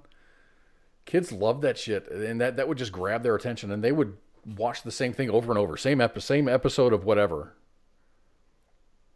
That was just their thing. That was real big on YouTube. It was Peppa Pig. Leapfrog. I remember, Heath, thank you, Heath. It was a leapfrog. Yeah, that's what it was. I had the VTech things growing up as a kid. I remember that, but that was like, like learning to spell and vowel, like learning verbs and things like that, like English and math and crap like that. We had a speak and spell when I was growing up. Speak and spell, I remember that. I remember that. But no, it's like, I was going to get into it. It was like someone did a study on like the dopamine release from these smartphones and stuff to some of these kids and stuff like that. And it's like a bump of cocaine, like the equivalent dopamine release at that point. And everyone knows that kids need more cocaine. Yeah, give kids cocaine. Yeah, that's what I'm saying. Simon says. Mm-hmm. I had another game that was like, it was a triangle. And it gives you a pattern, and then you repeat the pattern. Just kind of like the old Simon. Yep. Yeah. Which is great because pattern development, that's good for coding, that's good for cryptography, that's good for everything. Memory, just memory in general. Memory in general, yeah. I like the Tagger used to make all those things. The Tagger Electronics, they used to make a lot of things. My favorite one when I was a kid was the Lights Out. I don't know if you remember Lights Out. Yep. Sin had Mr. Math. I had Mr. Math too. Mr. Math, it would give you an equation, and you'd solve it. It had all kinds of fucking buttons. Yeah, we're our children now are, I mean, I'm telling you, I believe that child purposely went in there. He probably was sitting there watching his mom order food one time and saw her do it. And he was like, "Wow, that's cool." Kids are knowledge sponges, man. they're smart. I mean, kids. Everyone's like, "Oh, kids are dumb." No, kids are really intelligent. So he probably one time she was holding him and she was ordering Taco Bell or something like that, and he saw that at one time and he was like, "If I can get my hands on that and hit this button, I can get me a cheeseburger." But he didn't understand the button, so he's just pushing things until he got the cheeseburger at that point. That's why he got 31. Got 31 cheeseburgers.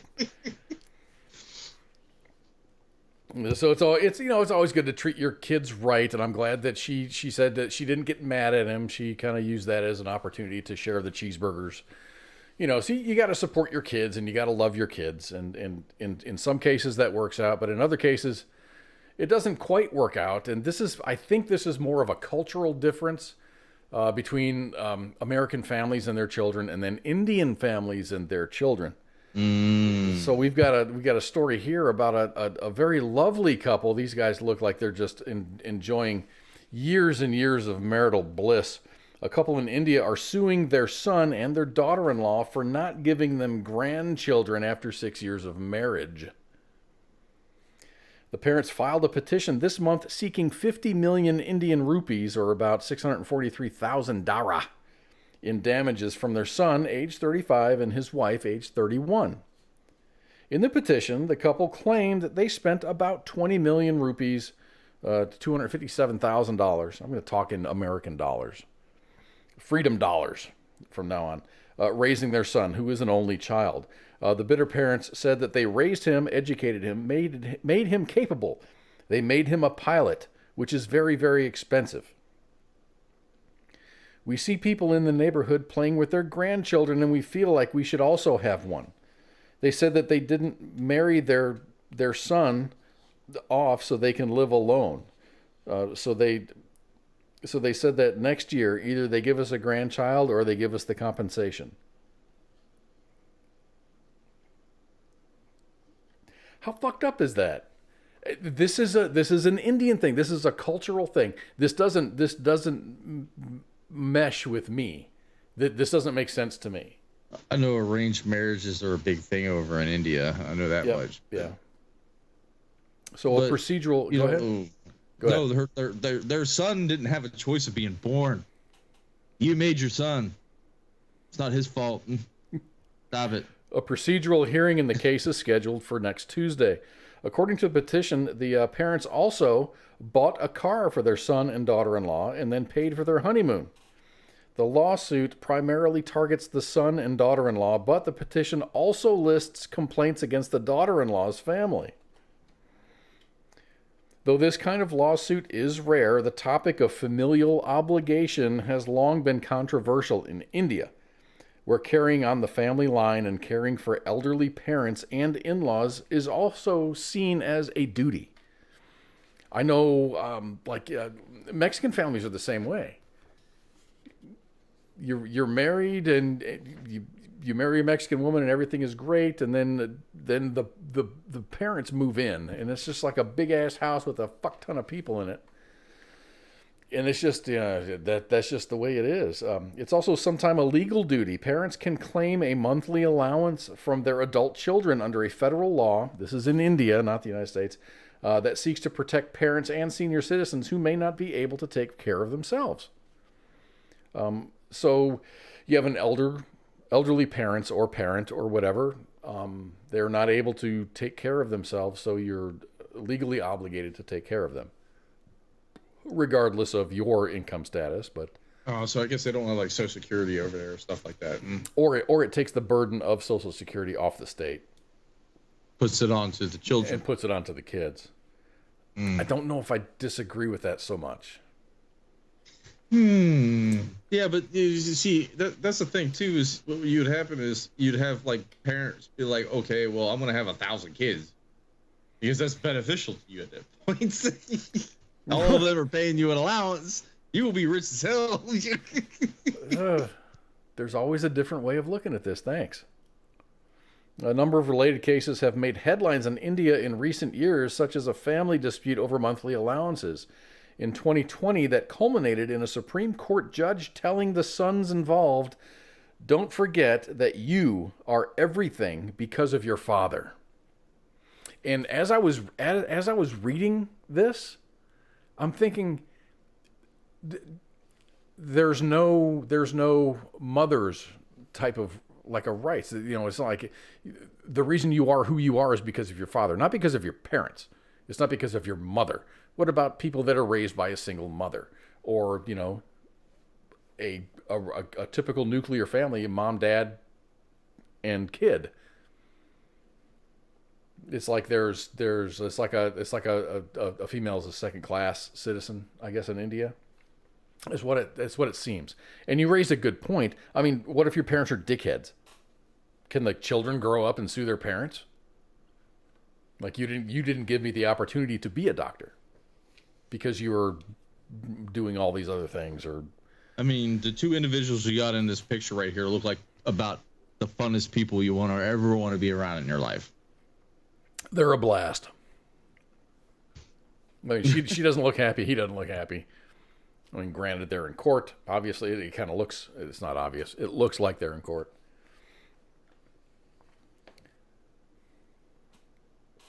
Anyway,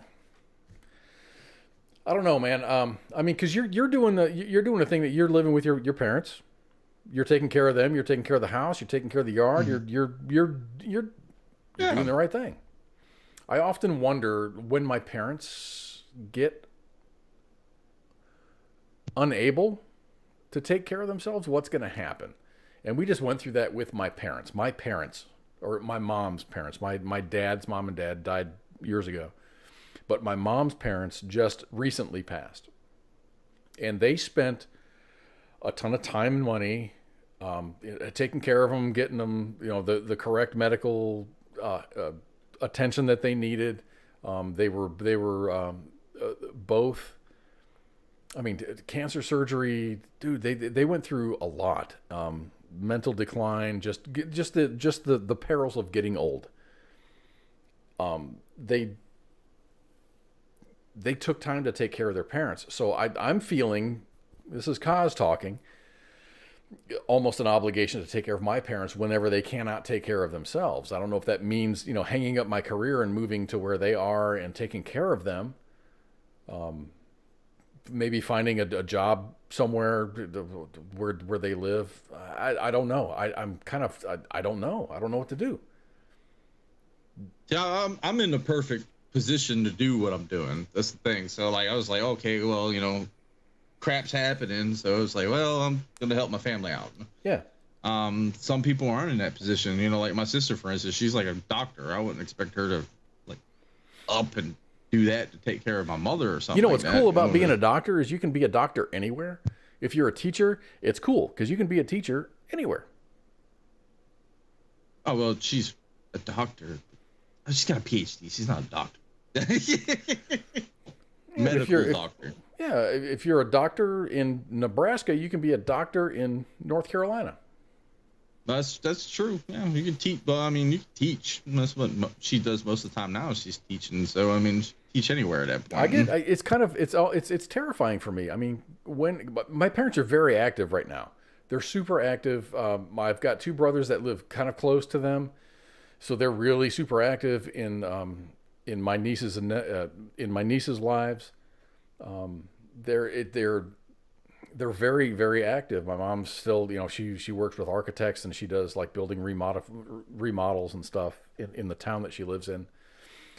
But there's going to come a day where, mom can't get out and do that, or my dad, he just can't get out and support my mom. He's happy being retired. He worked, he did his time, he's collecting his retirement, he's just fine. He does whatever my mom tells him to do, which is fine, which is totally fine. But there's going to come a day when they get too old to be able to do these things and to be as active as they are. They're not going to be able to cut their grass. They're not going to be able to paint their house and take care of their stuff. And I feel obligated to help them out. I mean, that's a reasonable thing to do as a human being. Those people raised you from like day you were born until you left the house. So I mean, that makes 18 years of your life, they took care of you at that point. Huh? So I mean, it makes sense. And I mean, it's sad to see like some people just stick their parents into a nursing home and That bugs me more. I know that's where I'm going to wind up being because I don't want kids. So I ain't going to have no one to take care of me. I know I'm going to wind up in nursing home running around naked and slapping the nurses and throwing my poop around like a freaking crazy gorilla or something like that. But okay, if anybody wants to adopt Pookie, please send an email to contact@WTFNationRadio.com for when Pookie decides that he's too old to wipe his own ass and stuff. to people. Yeah, to people. Slinging poo like a monkey. But yeah, this cultural difference of suing your kids because they didn't give you grandchildren. I don't understand that. I mean, my mom kind of throws that well, she used to say, because me and my sister were both kind of like, my sister's about her education, and I was just, I don't want kids. I never did. And my sister finally, I think next month she's gonna have her first child. Oh, good for her! Congratulations, Uncle Pookie. And Uncle I'm gonna be Pookie. the uncle. Is she nearby? Is she nearby, or she lives in Colorado, so that's way out there.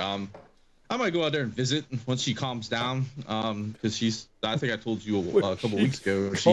When she calms down. Yeah, she's paranoid. She's the first, mothers with their first children are really paranoid. The first baby is germs. The second one is like, okay, 3-second rule. Yes. No, 5-second rule. No, 15. Yes. It's so good. When she starts to get comfortable with it, I'm gonna go out there and visit. And I might have to make it a point to go out there and visit once a year because it'll be that crazy uncle. I already plan on maybe setting up like a trust fund or something. So when I do go. He winds up with a whole bunch of money, so that'd be that crazy uncle that you hear the stories like I had a crazy uncle pass away and now I'm worth millions. I don't know. Uh oh. Are we good? No, I'm just getting weird updates from my Windows Defender. Give me a second. Oh gosh. Cancel. No. Okay. You might want to call North Korean tech support or tech support, and then maybe get in touch with some North Korean guy, a person. It doesn't have to be a guy, just anybody. And you think I'm joking with a North Korean tech support? It's actually a fucking thing.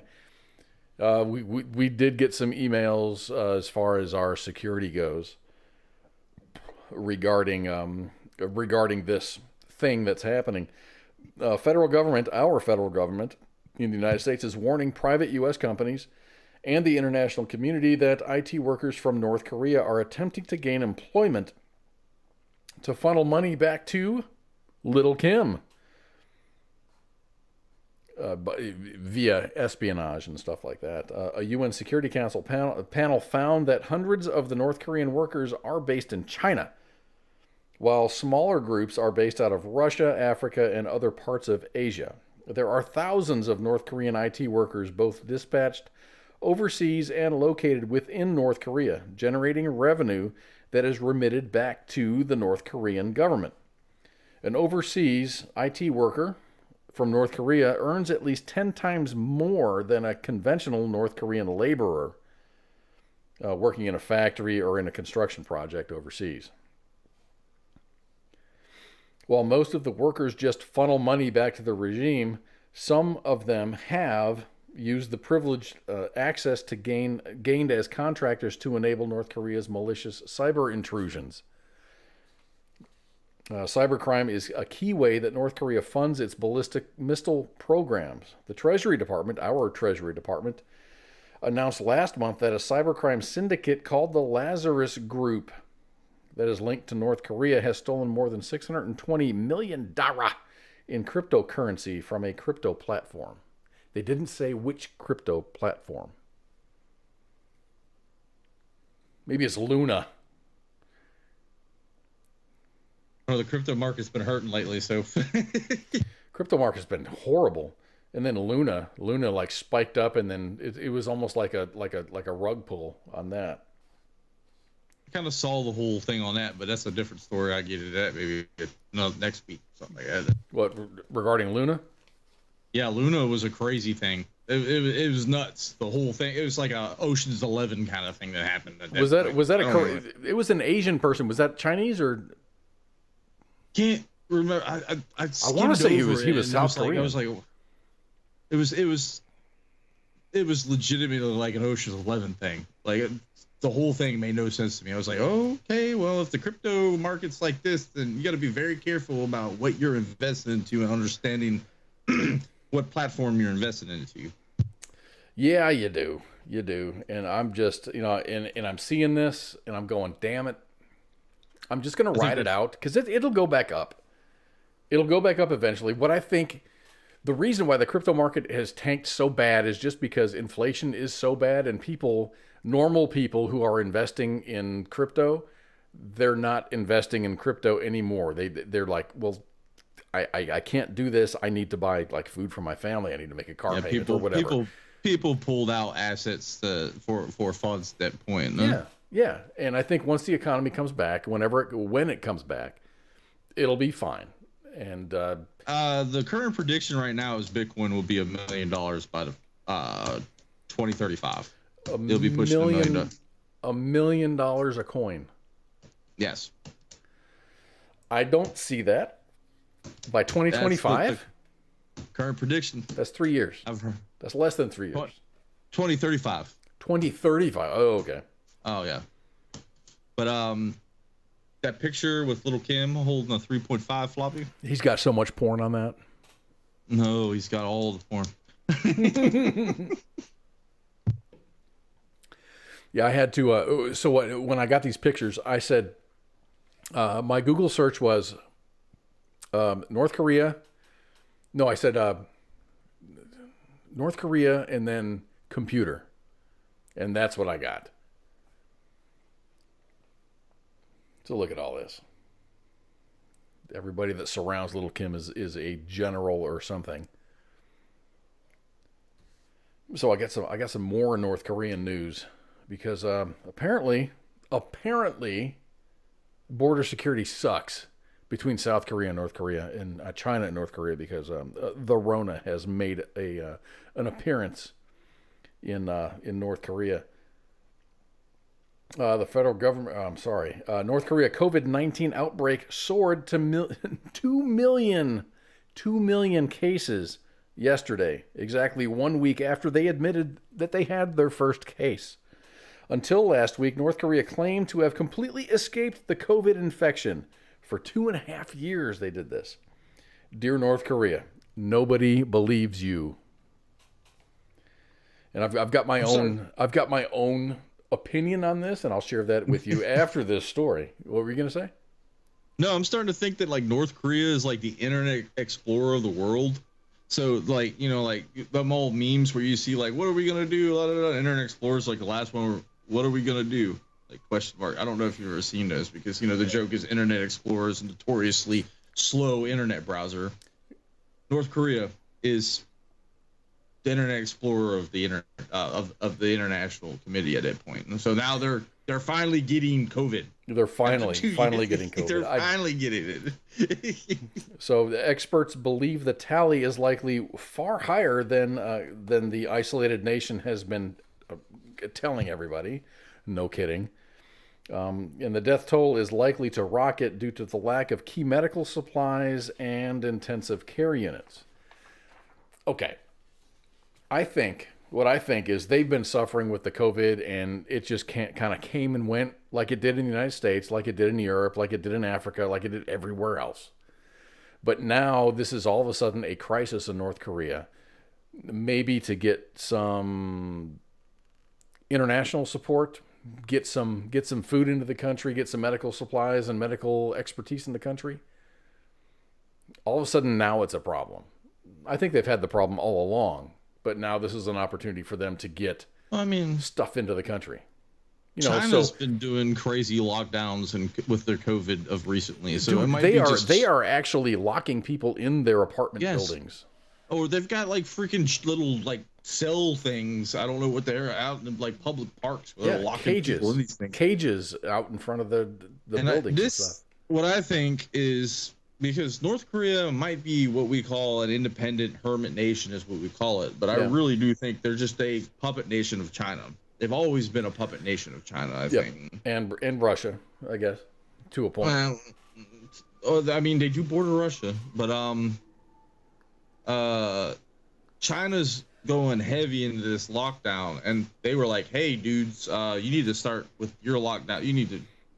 They're either finding out that I don't know. I don't believe this whole Corona crap, anyways, or whatever we used to call it, but this is just Chinese politics boiling down into North Korea at that point. Because I mean, I think the only people they actually talk to is China at that point. Or maybe they have to, in order to get more money from China, they need to play the game.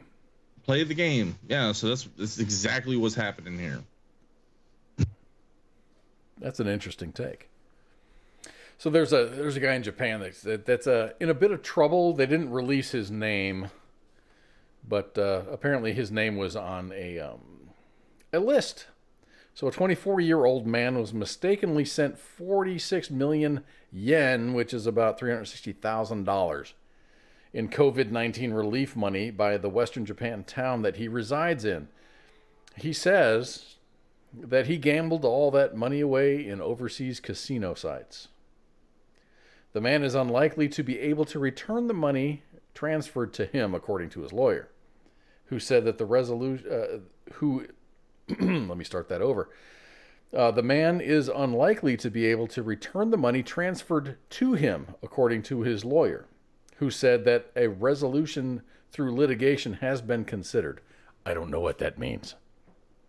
Speaking at a press conference on Monday, the lawyer said that the man told him that he had moved the money out of his account.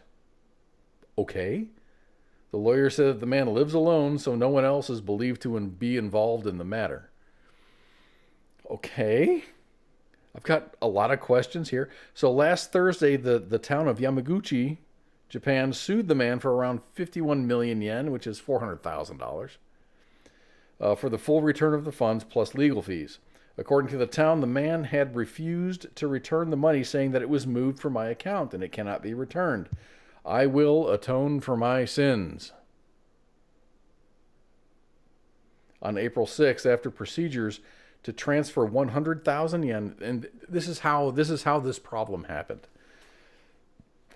And this is the government's fault.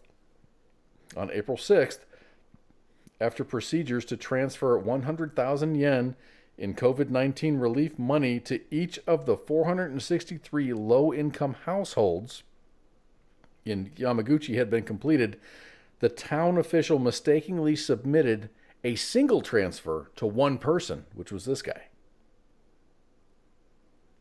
Rather than 100 million yen across the board to 463 people, one person got all of this money. So the guy got all this money, didn't say anything, and he gambled it away. So this guy is proven to be a very shitty gambler. He was trying to make money off of the free money. You know, you have a question.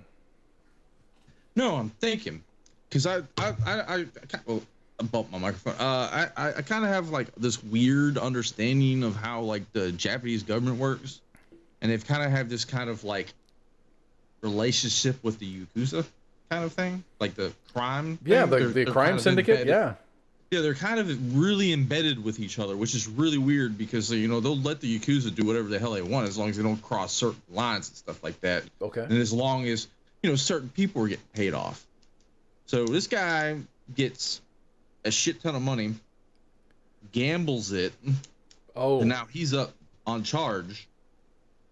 All that was a laundering scheme for some deal that they had going with the Yakuza at that point. So they're gonna crucify this guy, this 24-year-old kid, this guy. Yeah, let's just pick a random person, and then, you know, you have, you know, big intimidating Yakuza guy come up the house and be like, hey, your bank account now has $100,000 of our money in it. You need to transfer it now. And you'll say that it was gambling, or we'll just take care of you. Wow.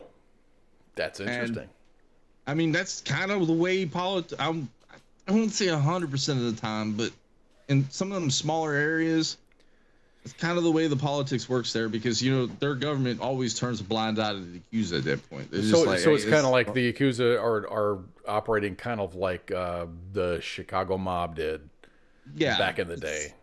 Yeah, this is just the way it works over there. I mean,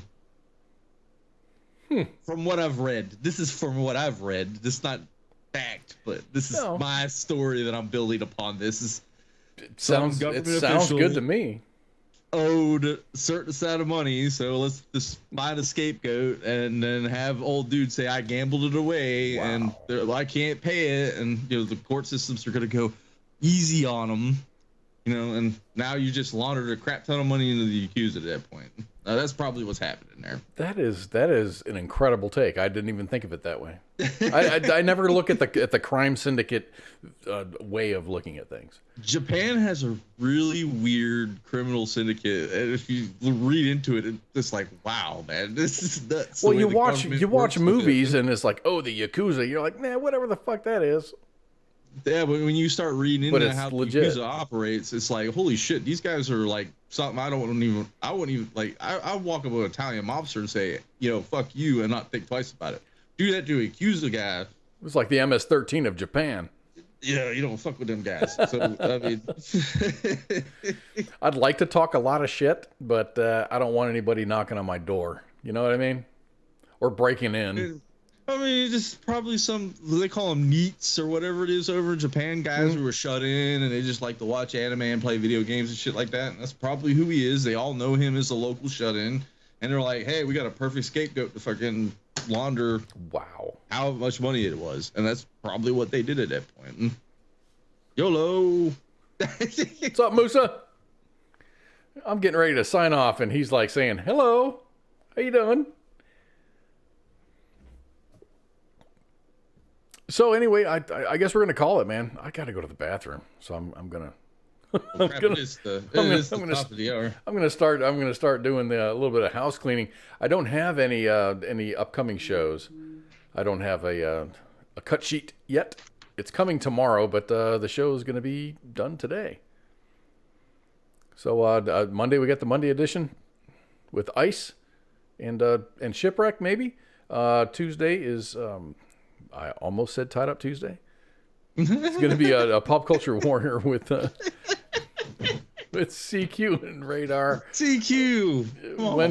Wednesday is Adonza. Thursday we're back to Sergeant's Time. Ice was feeling a little bit under the weather, but he'll be back for his Monday show. And then Friday we have Friday Night Freedom. Us. That's us. That's us, and we got a 4-day weekend. I don't get a lot of 4-day weekends. Next week is going to be Memorial Day weekend, and it's going to be awesome. And we might have some special stuff going on. Hopefully, Ice does a Memorial Day show. That would be great, because what more patriotic to have Ice Monday edition, the Memorial Day edition. I forgot Memorial Day's coming up. We're almost at the end of the month already. Oh man, no kidding, dude. Summer's almost. This is the beginning of the summer. This is the official beginning of summer. Full-blown swing summer at this point. Yeah. So anyway, thank you everybody for hanging out with us, man. We appreciate it very, very much. And share, like, and follow on all of our platforms. We're on Twitter, Instagram, Facebook, 2 Facebook pages. Give us a like. Click that bell on YouTube or whatever they say, those YouTube people say. In order to subscribe and like and blah blah blah. Yeah, subscribe and like, and then whenever we come online, and sometimes, all the times, like when we have a show scheduled, you'll see those things. But then sometimes we come online just not during normal business hours. Normally, our shows are from about 2000 Eastern until 2100 Eastern. But sometimes we pop up when you least expect us, and we might be playing games. We might just be talking shit. We might be out and about, talking with veterans or veterans organizations and going live on the radio page. And you might be interested in the stuff that we're talking about. So anyway, thank you very much for hanging out on this Friday. Have a great weekend. This is KOZ and POOKY signing off, man. You got anything for us? Like I say all the time, don't drink and drive, don't kick your dog, don't beat your spouse. We'll all be good at that point. So there you go. Excellent advice. All right, everybody, you guys take care of everything that you love, and we'll talk to y'all later. Bye. is WTF Nation Radio. My friend came to the door. She said, well, I was on the phone cooking me and my baby some breakfast. And she said, hey, something wrong. It's popping. I said, what? She said, yeah. I said, no. So the girl come downstairs. She come out her apartment with her baby with no shoes on. I said, oh, girl, it's cold outside. She said, something ain't right. I said, oh, man. She said, oh, man, the building is on fire. I said, no, what? I got my 3 kids and we bounced out. We ain't gonna be in no fire, not today. The voice of U.S. Army, WTF Moments. This is WTF Nation. WTF Nation Radio.